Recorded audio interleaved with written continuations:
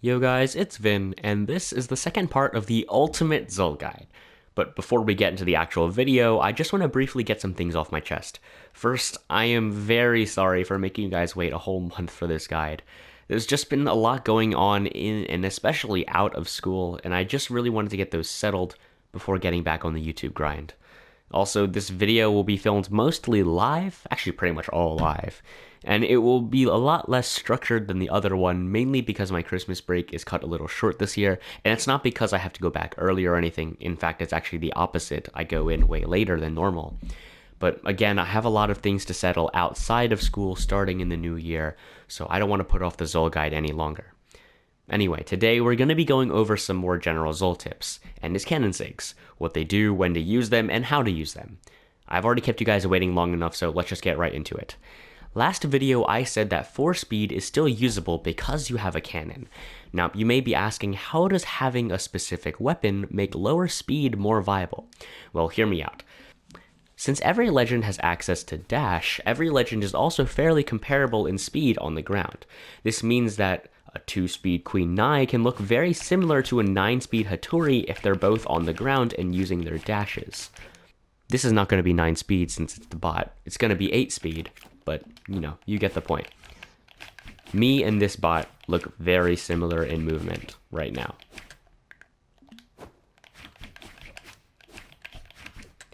However, the important thing about this is that speed also affects aerial movement speed. And since so much of Brawlhalla is played in the air because you have 2 aerial jumps, a recovery, and a dodge, low movement speed is extremely disadvantageous, especially when recovering back to stage. Let me introduce you to Canon Sair. Now, I know this is a Xull guide, not a canon guide, but please, if you play any canon character, take advantage of Sair. It's a great movement option for zipping around the stage and flinging your opponents all over the place. Not to mention that it can also be paired with Canon Nair, just like this, to make it possible to completely recover back to stage without using any of your options. And as if canon recovery options weren't ridiculous already, Xull's signature kit makes it even easier to get back to stage, provided that you're above it. We'll get back into this later.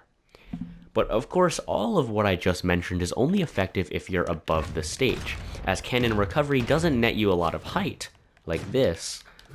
Of course, that's the exhausted option, but you get the point. But also, your sairs and nairs won't give you any height. They'll only be able to stall your recovery downwards. Generally, if you get spiked when you're at orange to red health, you're probably dead. But then again, this is the same with pretty much every other weapon in Brawlhalla. There are only a few exceptions that have ridiculous vertical recovery options, but they're all character specific, namely Sidra's sword, Thor's orb, and Vector's lance. Comment if you want me to make a video on that. But what does all this mean? Because you generally won't have a problem recovering back to stage via Canon Sair, the only major downside to having 4 versus 5 speed is that it just feels awful, especially when you're fighting a high-speed legend or one with gauntlets, katars, bow, or really any other highly mobile string weapon. So if you're comfortable playing with 4 speed, you should use defense stance, as it takes away dex, which is pretty much useless on axe and cannon, meaning that it doesn't give you any new true combos or take any frames away from anything useful, generally. And it also gives you back strength if you were previously using the speed stance, the only other optimal stance. Now you have 9 strength and 6 defense, which is completely absurd. And even if you don't like playing 4 speed, I would still recommend trying it out in 2s, because there your teammate can cover for your lack of speed, and also higher defense is extremely valuable. Now on to Xull's canon Sigs. First we have Canon Nsig. When pressed, Xull sends out a bear trap that catches and sends people in a perfect 45-degree angle.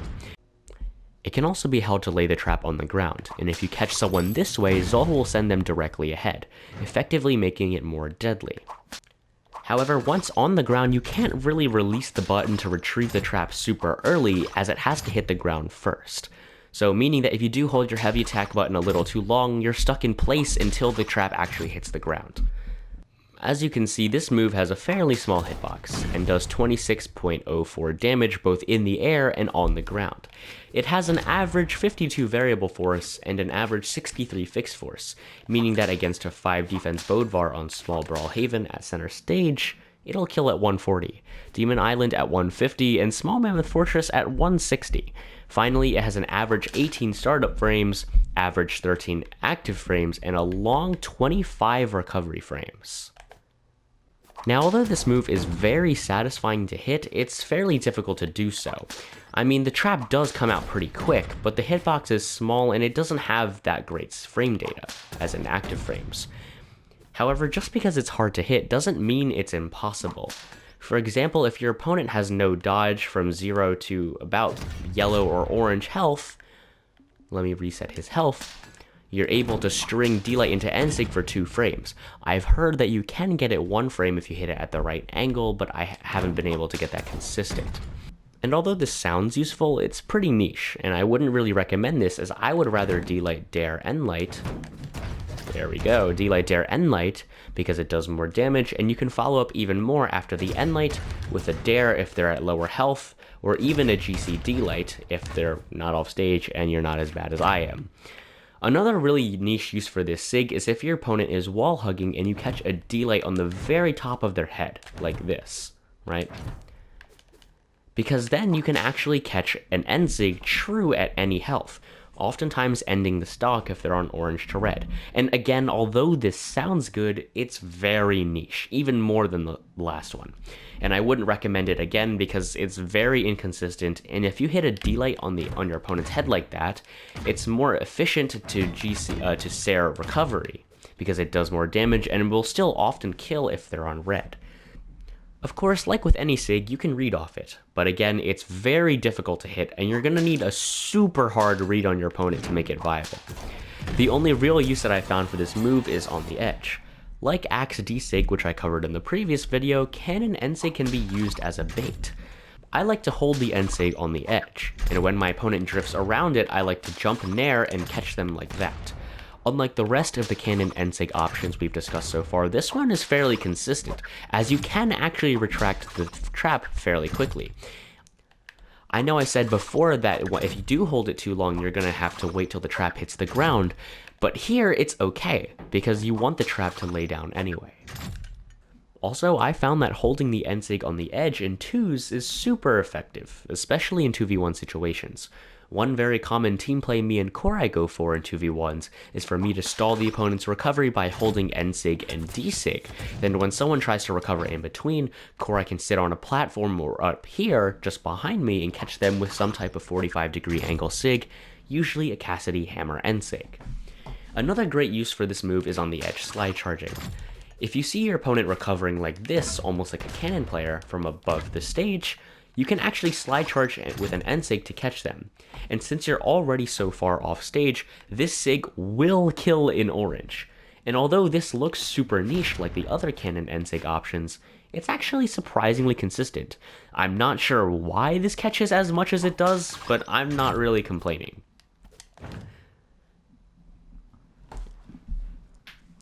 One more thing, I wouldn't really recommend holding the Nsig if your opponent is truly above the stage when they're recovering, because they can simply reverse you with a ground pound, as again you're stuck there for a pretty long duration, at least until the trap hits the ground. The only time that I do hold the slide charged Nsig is when I see my opponent drift away from the initial bear trap throw instead of dodging up or jumping. Let's say I throw the trap out like this, right?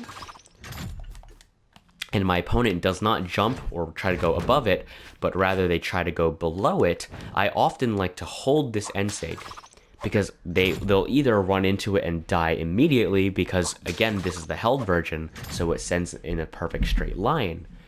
Either that, or they just fall to their death, because they used all their options. But let me reiterate, holding the slide charge Nsig is usually just an overextension. Just that, an overextension. And I wouldn't recommend it unless you recognize the exact situation that I just described. Okay, next we have Cannon Side Sig. When used, Xull charges forward with his cannon. If he hits someone, he'll send them in a straight line directly into the blast zone. It can be pressed to travel a minimum distance of about this far, and held to travel all the way over here.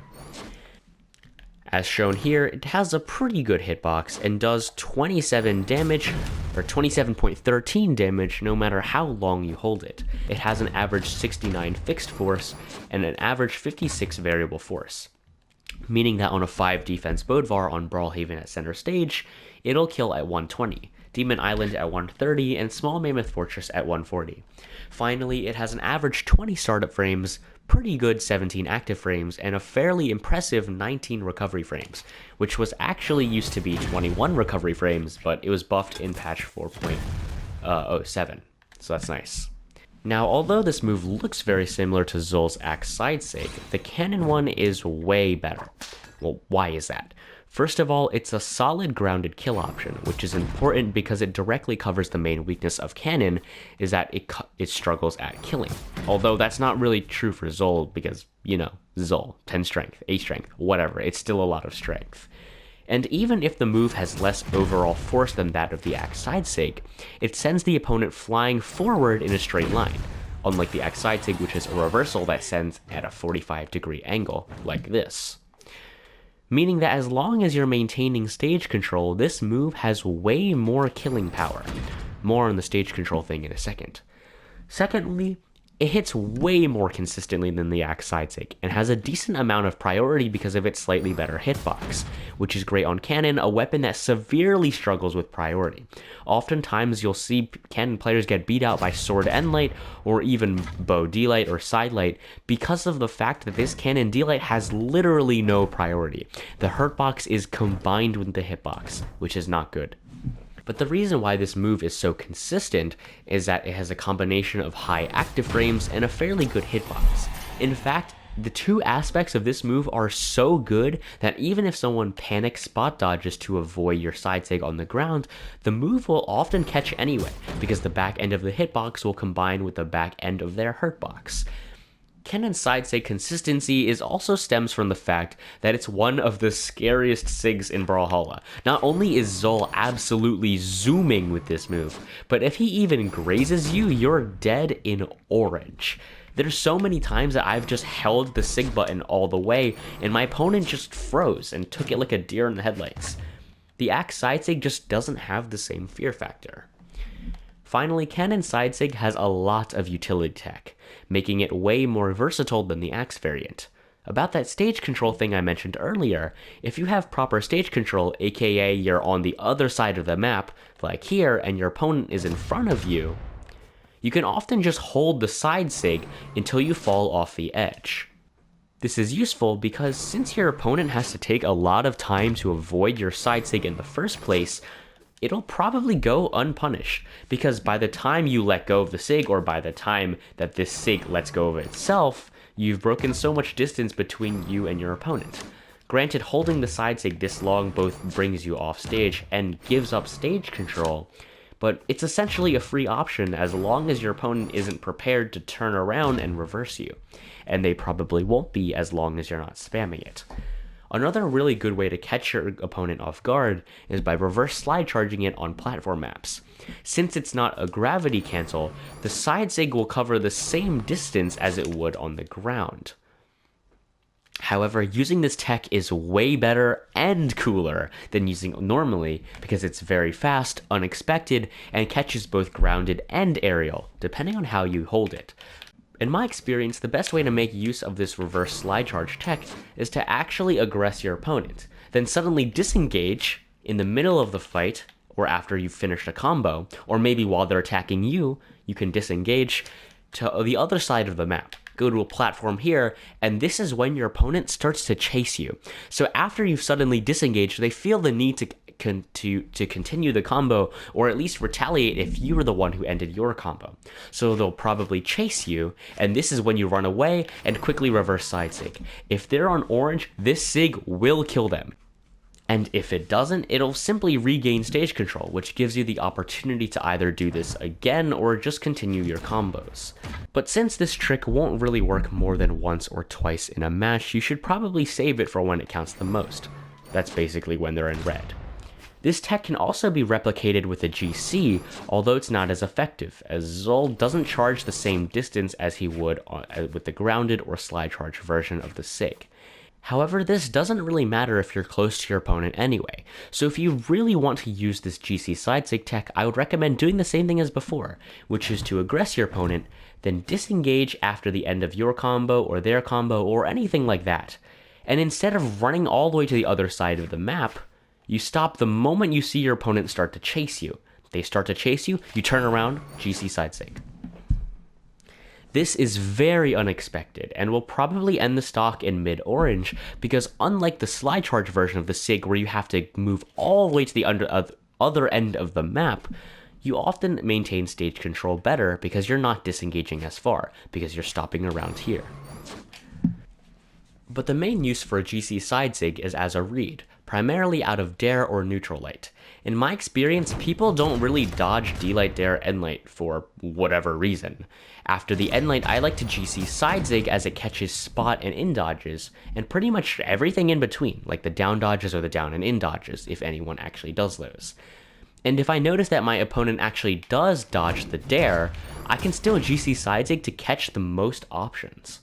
Overall, it's a very versatile read because it catches the most common dodges and flows very nicely out of two of Cannon's best moves, Dare and Endlight. And actually, Dare is your best move. If you're a Cannon player in this patch, you should probably just be spamming this move.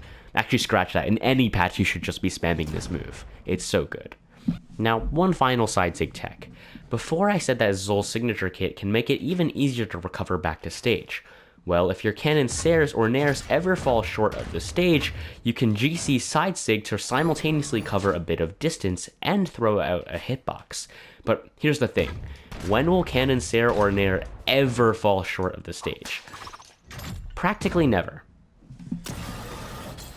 And if they do, a GC side Ssig probably wouldn't have helped you anyway. The real use for a GC side Ssig when returning back to stage is not so much to cover distance, but rather as a wake-up for your opponent edgeguarding you. The trick to landing this is to start the GC pretty close to the stage. Let's say you start coming back using your sairs or nairs, whatever, and you're right here, GC side Ssig. This catches pretty much everyone on the wall, as most people like to edgeguard right here when you're around here. If the Ssig connects, you will have either completely reversed the edge guard or have outright killed your opponent if they're on a low enough health. If it doesn't connect, you should actually cover yourself with an endlight, because if your opponent even noticed it in the first place, they probably panicked, spammed all their movement options, and put themselves in a subpar position to punish you. So again, if you do this GC side Ssig, just endlight after to cover yourself. Just know that this will almost never work more than once a match, so again, just like the other tech, save it for when it really counts. Finally, we have Cannon Dsig. When pressed, Xull shoots the cannon in the ground and releases a small explosion right in front of him. It can also be held to release a second or even third explosion.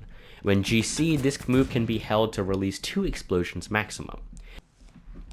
If the move connects, your opponent will be sent in a different angle upwards depending on which blast hits them. If the first or second one connects, they'll be sent pretty steeply upwards. However, if the third one hits, the angle becomes a little more forwards, although it's pretty negligible. It does 27.13 damage no matter how long you hold it, and has an average 60 variable force and an average 55 variable force. This means that on a 5 defense Bodvar on Brawlhaven at center stage, it will kill at 140, Demon Island at 150, and Small Mammoth Fortress at 160. Finally, it has a mediocre 20 startup frames and an average 13 active frames and 21 recovery frames. Cannon Dsig is every Xull player's best friend. It's a strong contender for Xull's best move, along with his Cannon side Ssig. In my experience, this move shouldn't be used for straight damage or killing, as it has a pretty long startup of 20 frames, and its force is pretty average overall. The true greatness of this move comes from its utility as a spacing tool or stalling tool. Just like the Cannon Nsig, you can hold this move to stall your opponent on the edge, except this time you can really let go whenever you want to control the amount of hitbox that's let out. And surprisingly, you can just spam this move over and over again on the ledge until your opponent gets impatient.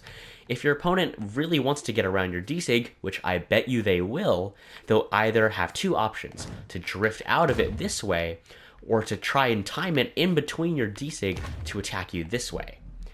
I honestly can't tell you why, but no matter how much I spam this move, this always hits at least 3 times a match because people just dip their head in it. I really want to give you a scientific reason why, but I can only suspect that it's just because people just don't play this character. The other option some people will opt for is to wake you up directly after a Dsig.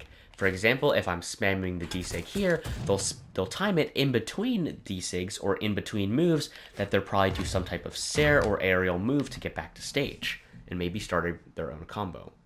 Now, as long as you're holding the move all the way, or at least are doing so from a fairly safe distance, like this, you should have enough time to endlight to cover yourself, just like with the GC side Sig. However, if you're using the cannon Dsig and your opponent knows how to avoid it, so they drift out like this, your opponent will probably try to hit you from above, like with a 45-degree angle move like this. In that case, I would probably just want to run away from that, as at that point, you really shouldn't be trying to contest them because they already have the upper hand, as you're still in recovery frames from your Dsig. However, if you really want to try and contest that, and if you're really quick that is, you should probably just jump nair. Jump nair is a great option for covering that aerial option when your opponent tries to attack you after a Dsig. Also, you can slide charge Dsig super effectively, both off the stage and on the platforms, because the hitbox is crazy. If your opponent is standing around here, then you can just do this to cover the entire platform. Most people will try to panic spot dodge out of this, but again, it'll hit them. This is just like the cannon side Ssig. You'll see a big pattern with this because a lot of the Xull Sigs are very scary. If your opponent is sitting around here and you slide charge your cannon Dsig, I guarantee you this will hit. Because a lot of times, just like the cannon side Sig, this move is very scary, and it's very fast, especially if you're flying at them off a platform. Because of this, your opponent will probably try to panic spot dodge or jump out of it. If they jump out of it, they're probably safe. But if they panic spot dodge, which is something that is very, very common, they'll get hit by it anyway. This is very tilting to get hit by too. I can't tell you the amount of matches I've won just by tilting my opponent to death because I spam Dsig the whole match. A few more notes about cannon Dsig. In 2s, just like cannon Nsig, you can use it as a stalling tool to set up for basically impenetrable edge guards with your teammate. Except I think that Dsig is better than Nsig, because 1, it's way safer, and 2, it can be adjusted by letting go of the heavy attack button. But in both 1s and 2s, and especially in 2s, you can alternate Dsig and Nsig, and sometimes throw out an endlight to keep your opponent stalled on the edge. This is both super tilting and super effective in 2v1 situations, because lots of people will either get so impatient that they'll either give up, or try to do something stupid to return to stage. Going back to that original point, I would just have my teammate Korai sit up here on a platform or behind me and catch my opponent when they try to punish me for using a Dsig, Nsig, or even endlight. This has won me and Korai many ranked games, so if you plan on playing Xull in 2s, I would definitely incorporate these team edge guards. Finally, you can use this move on stage as a spacing tool and read. If you and your opponent are in neutral, you can kind of just hold this Sig to clear some space. But overall, I wouldn't really recommend this, because I think it's more effective to just move around and play footsies for a bit like most Brawlhalla players do, because that way you can just find a D-Light combo like that.